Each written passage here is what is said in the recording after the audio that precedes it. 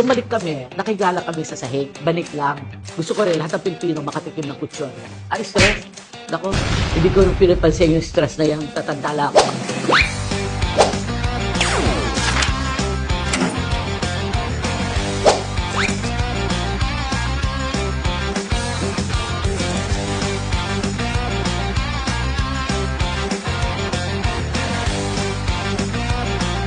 I'm Natividad Yabut Cheng.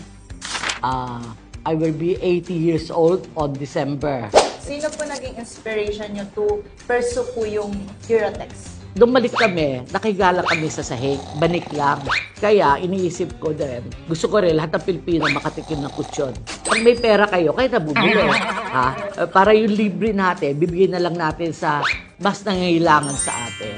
Gusto ng asawa ko, pati ako, pati lahat ng pamilya namin, lahat ng Pilipino, gusto namin nakahiga sa kutsyon. Kaya nakita mo, sa probinsya may mga calamities, yung mga ano. Kami, nagbibigay kami ng mga free na kutsyon. Yung anniversary namin nung 55, nag-donate kami 2,100 na mattresses sa mga hospital, yung mga charity. What factors contributed to the expansion from mattresses and bedding to other product lines?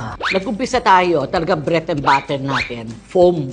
Dati, nagtutrading lang kami mag-asawa ng upholstery supplies and construction. Napansin namin, ang foam out of stock. Isa lang kasi gumagawa ng foam dati. Nagreklamo yung customer, ba't walang foam? Parang opportunity na kulang ng foam. Yung pinakamagandang negosyo, gumawa tayo ng foam. Ang foam, marami usage. Gumagawa ng sapatos, tapos mga garment, lahat gumagamit ng foam.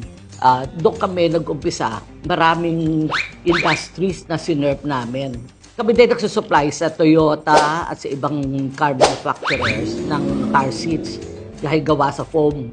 Yung mga Japanese, very trusted sa atin. Ang suggestion nila ay meron na kayo car seats, but hindi kayo gumawa pa ng ibang car parts. Kaya nakaroon tayo ng gumagawa tayo ng muffler, ng kotse, pati yung ibang pyesa. Kaya nakipag-partner din kami sa mga Hapon.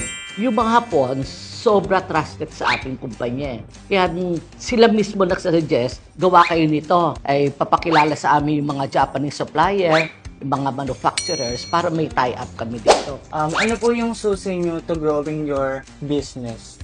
Pwede lang pagtrabaho ko 24 hours, hindi lang pwede. Yun ang talaga nag-umpisa kami. Siguro, ang pahinga namin, pagtulog lang. Paggising namin, may gagawin na kami. Ibalik pa yung mga anak ko pag walang school, bit ko sa opisina. Para habang nagtatrabaho ko, tituruan ko yung mga bata sa mga homework nila. Ganon kami nag-umpisa. Ngayon, dito, marami kaming help. Malaki din bagay yun. Yung mga managers namin, tumutulong din sa kumpanya at sa akin. Paano i-handle lahat yung mga problema. How do you manage your stress at work po? Ay, stress. Nako.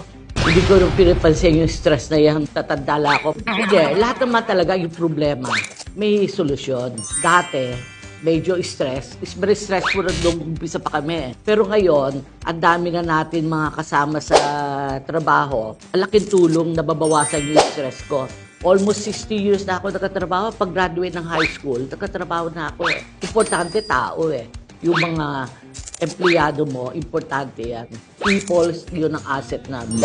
What's your advice to the young, present, and future entrepreneur since entrepreneurship is very risky? Sa go-negosyo, mayroon kaming 3M . Importante, mentoring, market, at puhunan, yung money. Tuturuan kayo ng go-negosyo. Bisa, meron silang mga seminar sa mga mall. Kung may time kayo mag-attend kayo, makikita nyo, marami kayong matututo doon.